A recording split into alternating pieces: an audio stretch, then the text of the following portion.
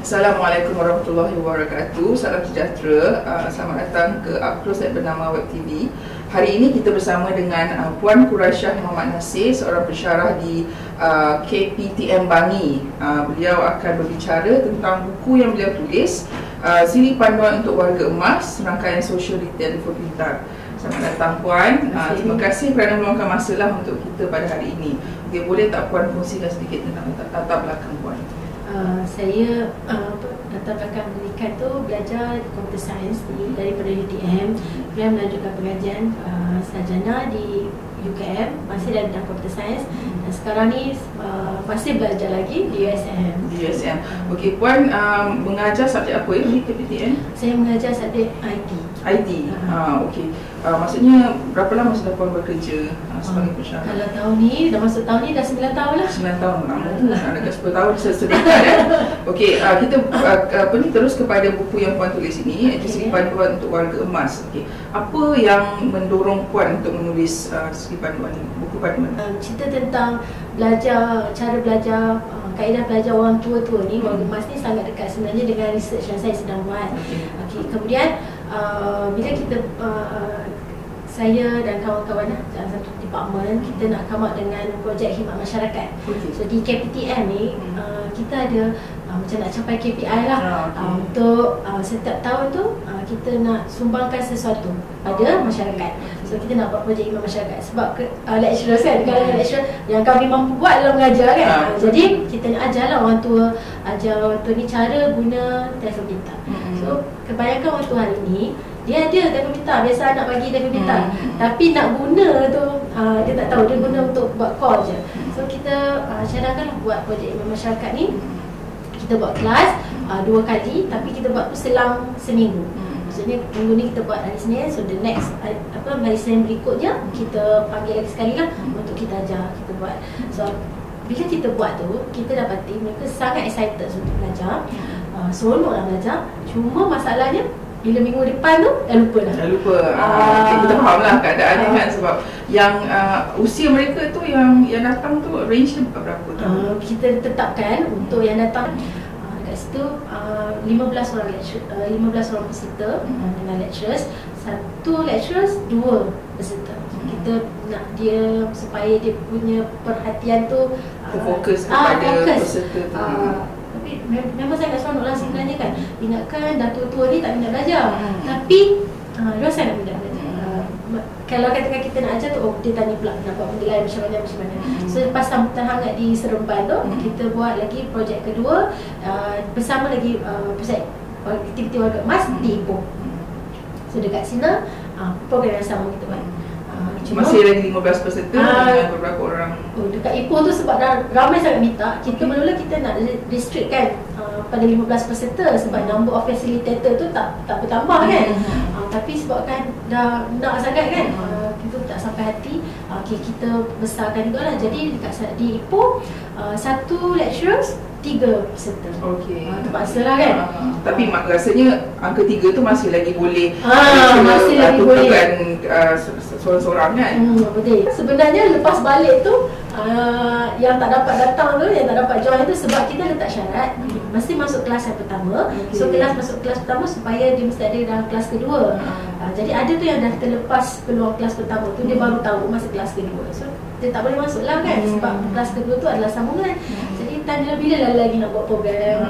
So ramai lah orang minat sebenarnya, orang tua yang nak belajar. Semangat mereka nak belajar walaupun dah pencen. Macam mana dengan background ataupun latar belakang para peserta tu? Adakah dia daripada satu grup ataupun berbagai-bagai?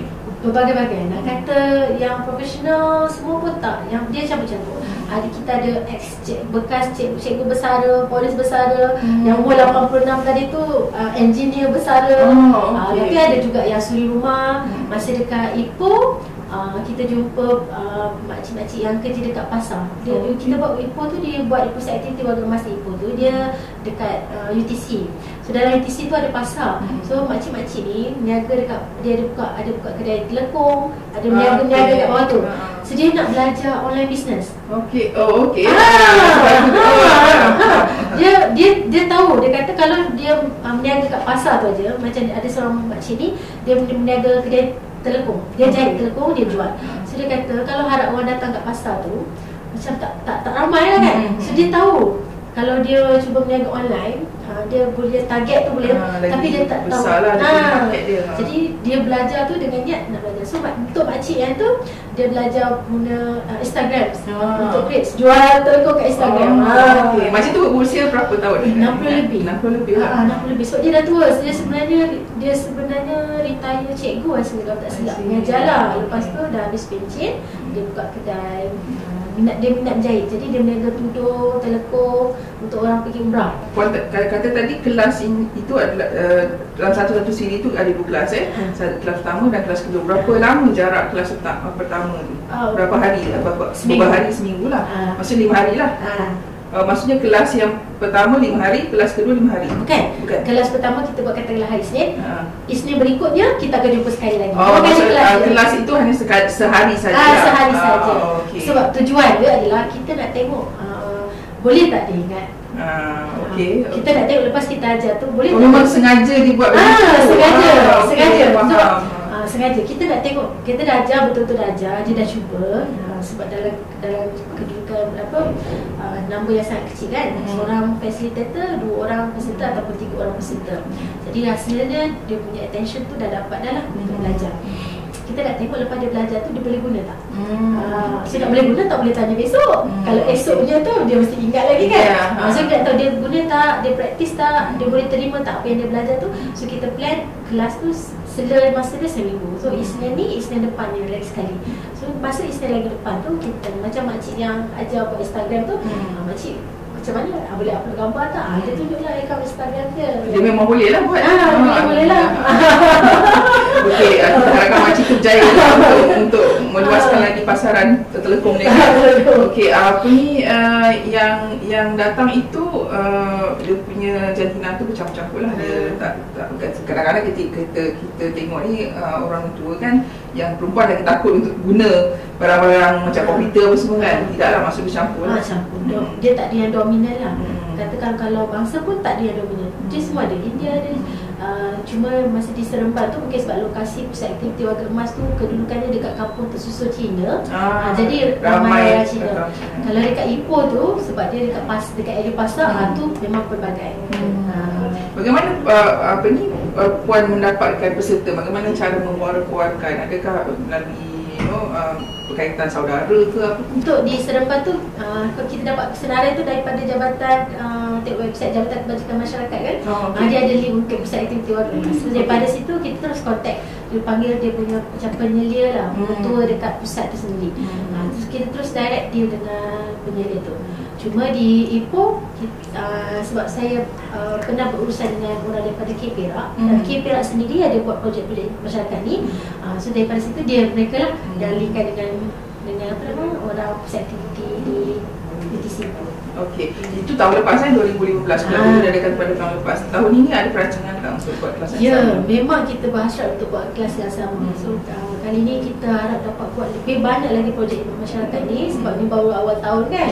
Kita dapat sebab pertama sekali mula-mula nak buat di Ipoh lah supaya menunaikan janji yang makcik yang kata boleh buat lagi tu kan.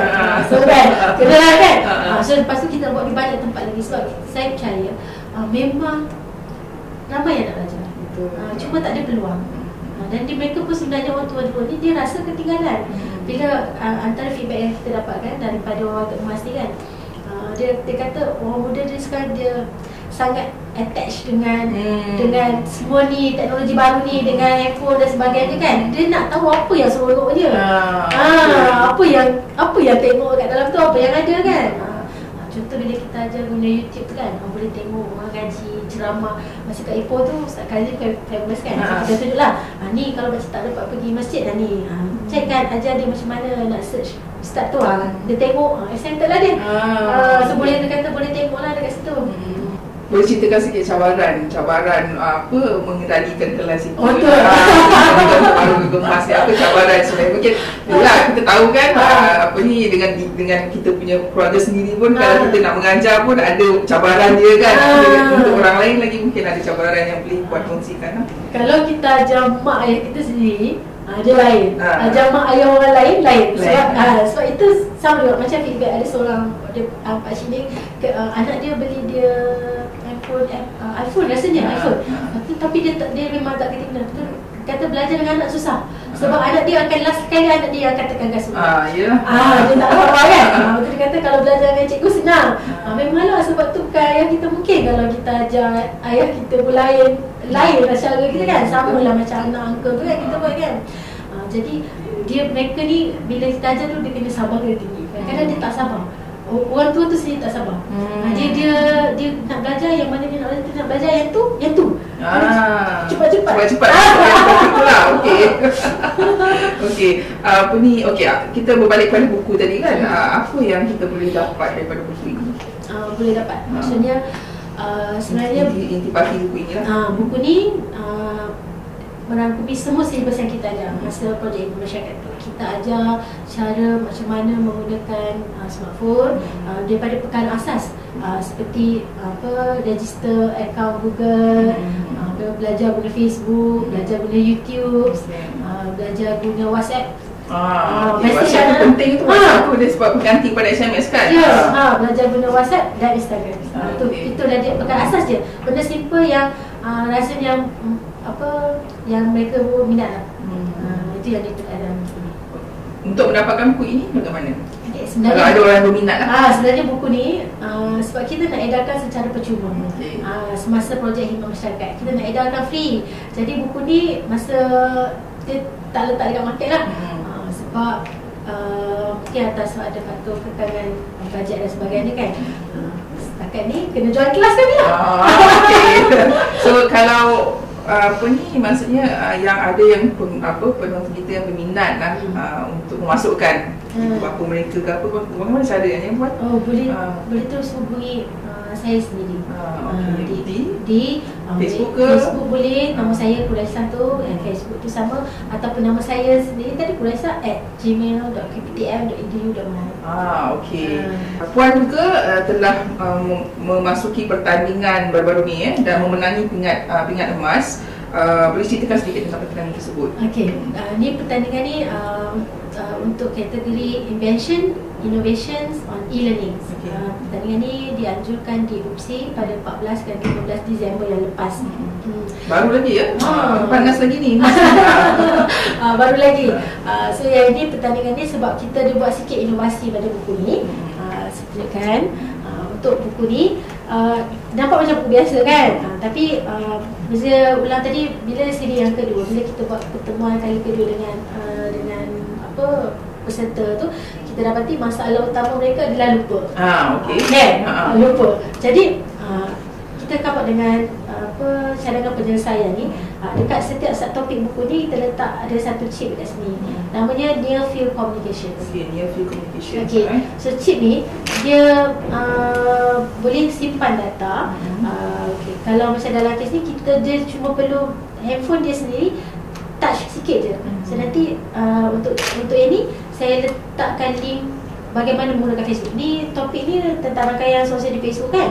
So ada sedikit video, 1 minit video cara menggunakan Facebook. Maksudnya letakkan handphone di sini dia akan terus keluar YouTube video. Jadi dia ingatlah sebab dia dekat dalam kelas kita dah ajar. Cuma kadang-kadang dia was-was nak tekan yang mana kan. Jadi untuk ingatkan balik dia cuma touch je kan. Ni sama macam cikgu ajar tu. So untuk setiap topik ni memang ada satu chip. So yang menang tu sebab inilah. Sebab chip ni. Sebab kaedah ni. Dan kenapa kita guna Near Field Communication ni dah bukan QR code, sebab again sekali lagi targetnya adalah warga emas. Warga emas ni dia punya tangan nak pegang tu, nak steady tangan dia pegang dekat QR code tu dah tak dapat dah kan. Jadi kalau ni touch sikit je terus keluar video. Itulah. Alright. Sebelum kita mengakhiri perbualan Puan ya, ada tak apa-apa lagi yang Puan nak tambah untuk topik kita hari ini? Sebenarnya cita-cita kami ni di Jabatan Matematik dan Sains Komputer KPTM Pahang ini besar. Kita nak buat projek khidmat masyarakat ni secara meluas. kita nak bagi peluang pada ramai lagi warga emas kat sana nak belajar menggunakan supaya mereka ni tak tertinggal, rasa terasing daripada teknologi sekarang ni. Supaya mereka warga emas ni sama-sama lah dapat mengambil peluang. Kadang-kadang ada ni warga emas ni dia nak pergi belajar dekat masjid, tapi secara fizikalnya dia dah tak mampu nak bergerak. Dia mungkin boleh duduk rehat dekat rumah, dia tak mampu nak pergi nak travel. Jadi kalau dia dapat gunakan smartphone dia atau macam mana betul cara guna YouTube, nak cari maklumat, dia seronok lah. Dan untuk dia kekal berkomunikasi secara aktif dengan orang muda. Orang muda sekarang kita communicate menggunakan device kita sendiri. Kadang-kadang kita kurang komunikasi secara offline. Dan sampai sebenarnya memang warga emas ni rasa dia terasing. Dan kita tak nak keadaan ni walaupun kita nak promote di mana supaya mereka pun rasa mereka masih lagi boleh aktif dalam masyarakat.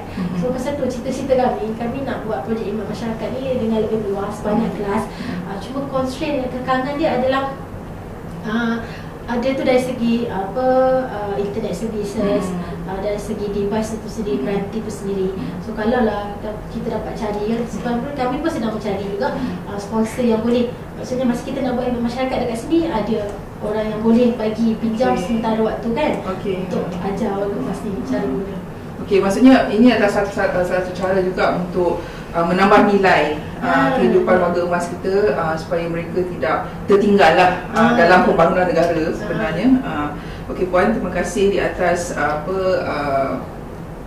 insight itulah, perkongsian itu, dan diharapkan kami di bernama Web TV mengharapkan agar projek CSR ini terus berjalan sehingga bila-bila, sebab ia salah satu projek yang sangat-sangat orang kata berfaedah lah.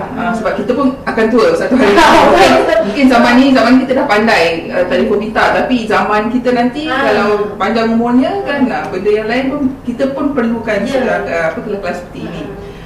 Terima kasih ya Puan kerana meluangkan masa. Sama-sama. Saya Murni Nasri untuk Up Close at Bernama Web TV.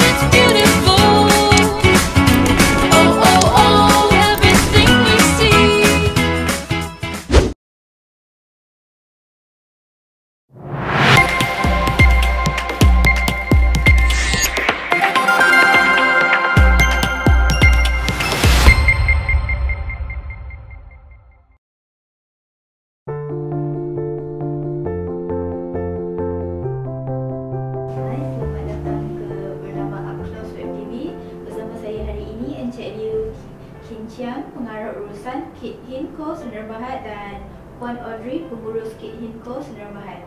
Syarikat ini merupakan salah sebuah pengeluar produk yang merupai gula kelapa dan nira kan. Okay. Setakat ini mereka berjaya menembusi pasaran seperti Jepun, China, Singapura dan Australia. Bagaimana syarikat Kit Hinco Sdn Bhd ini boleh menembusi pasaran ini? Apa usaha yang company anda lakukan untuk sampai ke tahap ini? Actually, we should thanks to Martred, and with the assistance from Martred, that we are able to venture in the international market. We had joined e-trades program that is called e-commerce for the past 1 year, and within the 1 year we are able to penetrate to overseas market, like Japan and China. So, ceritakan sedikit latar belakang Kit Hinco Sdn Bhd. Kit Hinco Sdn Bhd, we are actually one of the family business, and we grow from a very traditional to until this stage. We have in this palm sugar industry for almost 20 years. That is from our co-founder, Mr. Liu. He's already in this industry for about 20 years. So only recently, for the past 1 year, we thought of we want to venture in international market, and it's at the same time with the help of Martred, we joined the e-trade program. That we joined Alibaba as one of our platform to venture in international market. Apa lagi bantuan dari segi Martred untuk Kit Hinco sampai ke tahap? Martred do help in to assist us in this, because Martred have a lot of office internationally. So whatever inquiry that we receive from the overseas, the first thing we do is we will check with the Martred in overseas on the company. Dari segi produk yang dikeluarkan oleh Kit Hinco Sdn Bhd ni macam mana? Bagaimana pula? Our company, we produce palm sugar. The sugar is come from all kind of palm tree. In our domestic market, we have gula apong. That is one of the palm tree. We have gula kabong. We have gula aren. But these three type of gula is only for domestic market. We venture in international market is our new product, gula Melaka. But we call it premium coconut sugar. So how about the others sugar? The other sugar is only for domestic market because of the volume itself is limited. In the future, ada tak nak eksportkan juga gula-gula selain daripada gula Melaka? If we have a chance, yeah, we will surely go for it. Okay. Mungkin Encik Vera atau Abang Audrey boleh ceritakan sedikit bagaimana bermulanya perniagaan ni sehingga mengkomersialkan gula-gula ni untuk pasaran secara meluas. Actually, it's since my father was young, he was surrounded in the village, and the village was a lot of palm tree. So in those days, they are using the palm tree as one of the sweet. The palm tree in local we call it gula apong. So he came up with an idea that he want to commercialize the gula apong. That is a very local and traditional products to let more people know about this gula apong. Bagaimana menggunakan gula-gula tersebut, macam gula apong ni untuk masakan macam mana, gula Melaka ni macam mana cara penggunaannya? They are actually as one of the sweetener. Boleh sebagai campur dengan Cendol, ABC, and dekat Sarawak we are very popular with Tesi Peng Special, which they put the gula apong. And now very popular in Sarawak is gula apong ice cream. And some of in the local markets, they also use gula apong as one of the raw material as a distillery membuat itu arak, or in local we call it tuak. Kenapa terfikir untuk memasarkan produk pergi ke luar negara, dan apa keistimewaan gula kelapa ni? Apa keistimewaan gula? Okay, because of our soil and also the nature, the environment, so which make our gula kelapa is much more tastier, very strong and rich in aroma. So that is the difference if you get it from our sugar. Kenapa you terfikir untuk mengeksport produk gula ni ke luar negara seperti Jepun, China, Australia, Singapore? Because we are food lover, we love our gula kelapa, and because of the rich in aroma, and we want more people to know about gula kelapa. So that is why we want to venture in international market. And this is what gula kelapa is one of our traditionals and our local products, which we want to more people to know about Malaysia as well. Okay, apa nasihat Puan Audrey kepada SME yang lain di luar sana yang cuba untuk memasarkan produk mereka ke tahap antarabangsa? I urge the SME in Malaysia to be more initiative, to be more bravery, to try and take the challenge, so that there will be more Malaysia local products to be known internationally. Especially Malaysia, we have a lot of good quality and local good quality products. We should thanks to Matret and all the government's agency, which has give us a lots of opportunity to help our company grow. And this year in March, we are fortunate that we are chosen by Matret also, that we will be going to Shiba, Japan, to participate in Foodex Japan this year. That we will able to promote our gula kelapa to international markets. Yeah.